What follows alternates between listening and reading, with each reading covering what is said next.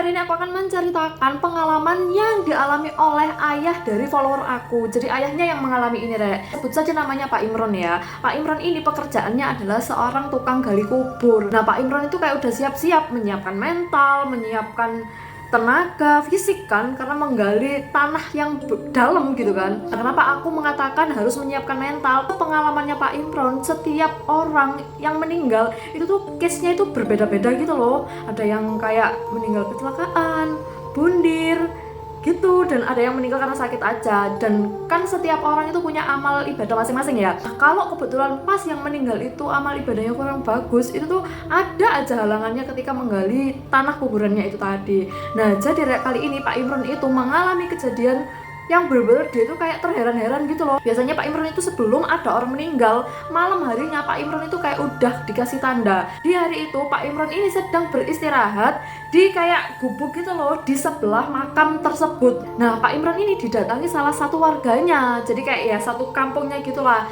Nah, bapak ini mengatakan ke Pak Imron, besok jam 2 siang tolong disiapkan satu makam ya. Pak Imron ini langsung mengiyakan, karena memang Pak Imron ini kerjaannya begitu. Dia tuh nggak berpikir panjang gitu loh, Rek. Kayak ya iya aja, iya Pak, siap gitu. Nah, ketika bapak itu tadi sudah pergi dari situ, Pak Imron itu baru nyadar gitu loh. Hah? Besok siang jam 2 disuruh nyiapin makam.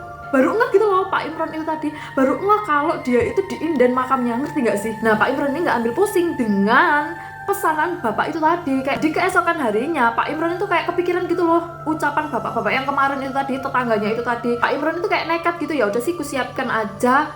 Pak Imron itu bertanggung jawab atas ucapannya, kan sudah mengiyakan tuh.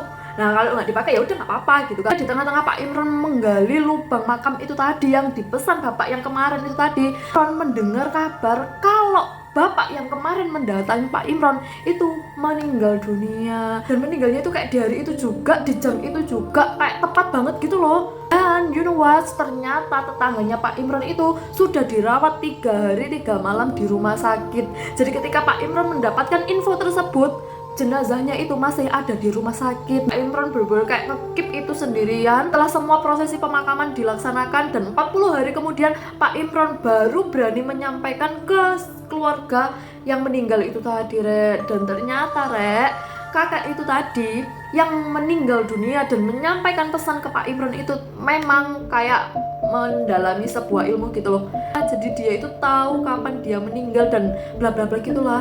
Serem juga ya, Rek, ya, kalau kita tahu kapan kita meninggalnya. Tapi enak juga, jadi kita bisa persiapan gitu loh, ya nggak sih?